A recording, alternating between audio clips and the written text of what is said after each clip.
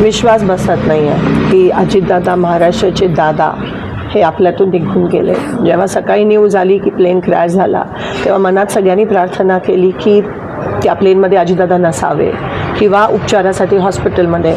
पण मग काही क्षणानंतर न्यूज आली की दादा त्या क्रॅशमध्ये गेले आणि अंगावर असा शहारा येतो. कारण का एवढे जवळचे संबंध. मला एक लहान बहीण म्हणून नेहमी ते बघायचे. कौटुंबिक नातं होतं. 2 महिन्यापूर्वीच मी माझी बहीण त्यांना आमंत्रण द्यायला गेलेलो माझ्या भाचीच्या लग्नासाठी आणि नेहमी काय ग प्रणिती असं म्हणायचे. मी जेव्हा फोन करायची ढिकले म्हणून त्यांचे PA असायचे. दादांशी बोलायचे. डायरेक्ट दादा बोलायचे. माझ्या मतदारसंघासाठी दादांनी खास निधी पण दिलेली. अजून त्याची कामं आपल्याला होताना दिसत आहेत. मी MLA होती, आमदार होती तेव्हा पण दादा बोलून त्यांना अभिमान वाटला जेव्हा मी पहिल्यांदा निवडून आली आणि नेहमी मला गाईड करायचे की हे असं ते असं.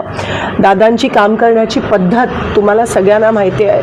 अशी काम करण्याची पद्धत कोणाचीच नाही आहे आजपर्यंत महाराष्ट्रात.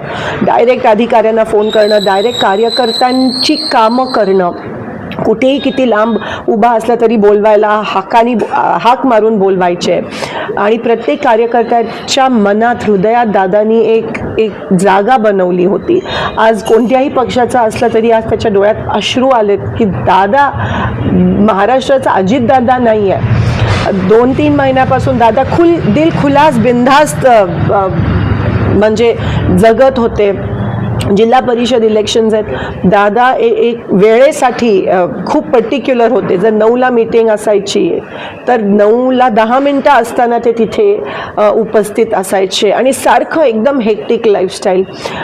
ते ज्या विमानातून गेले आज त्यांचा तो क्रॅश झाला ते पण बारामतीमध्ये स्वतःच्या गावात क्रॅश होणं ह्याच्यापेक्षा धक्कादायक काय न्यूज असू शकते. ते विमान त्याच विमानातून ते सोलापूरला अनेकदा आले. ते त्यांचं नेहमीचं सॉलिड विमान होतं VSR. विमान क्रॅश होणं हे खूप शॉकिंग आहे. चॉपर तरी मी समजू शकते पण विमान लँडिंगच्या वेळेस क्रॅश होणं नेमकं काय झालं हे कोणालाच माहीत नाही आहे आणि दादा आज आपल्यात नाही आहेत. कुठेतरी आपण पाहतोय की तुम्ही त्यांच्यासोबत मंत्रिमंडळात पण काम केलेलं आहे आमदार म्हणून. काय त्यांच्या आठवणी? मी पहिल्यांदा आमदार झाली 2009मध्ये. तेव्हा दादा बघितलं मला विधानसभेत आणि अभिमान वाटला त्यांना. तेव्हा मी सगळे एकत्र होतो आणि तेव्हा दादांचं स्वप्न अनेक वर्षाचं मुख्यमंत्री बनायचं. पण कधी कधी ना मुख्यमंत्र्यांकडे कमी आणि दादांकडे आम्ही जास्त जायचो आणि हक्काने ते बोलवायचे, बसवायचे, काम निधी द्यायचे प्रत्येकाला. कार्यकर्ता असेल, आमदार असेल. आणि दादांची काम करण्याची पद्धत मला माहिती आहे. बोरामणी एअरपोर्टसाठी जेव्हा मी त्यांच्याकडे सकाळीची वेळ दिलेली, आज फोन केला तर म्हणायचे उद्या ये तू आपण करूयात.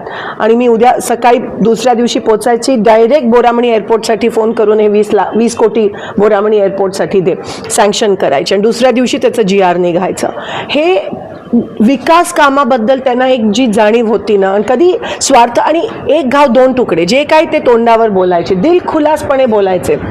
एकाला जर एकाचं काम करायचं असेल कोणत्याही पक्षात असते तर ते दादा काम करायचे आणि ह्याच्यामुळे त्यांच्यावर टीका पण अनेकदा झाली. पण दादांना त्याची पर्वा नसायची. आज पण ते ज्या पद्धतीत आपल्या लोकांसाठी, त्यांच्या लोकांसाठी वन फिरायचे प्रचारासाठी. कोणी बोलवलं तर लगेच जायचे, फोन उचलायचे. हे तुम्हाला दिसणार नाही अनेक लोकांमध्ये महाराष्ट्रात.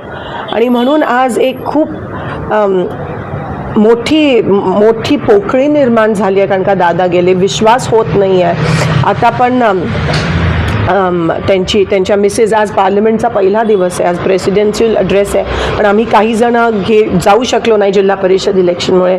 तिथून त्या निघाल्यात आणि पवारसाहेब पण मला असं वाटतं तिथून दिल्लीवरून निघाले. सुप्रियाताई आहेत आणि पुण्यात लँड होऊन मग बारामतीला बाय रोड येणार कारण का बारामती एअरस्पेस बंद आहे. पण मला विश्वास होत नाही. आणि ते त्यांचं विमान म्हणजे जे आपण म्हणतो की ट्विन इंजिन असायला पाहिजे सॉलिड, ते त्या बाबतीत पर्टिक्युलर होते. आणि क्रॅश होणं बारामतीत स्वतःच्या गावात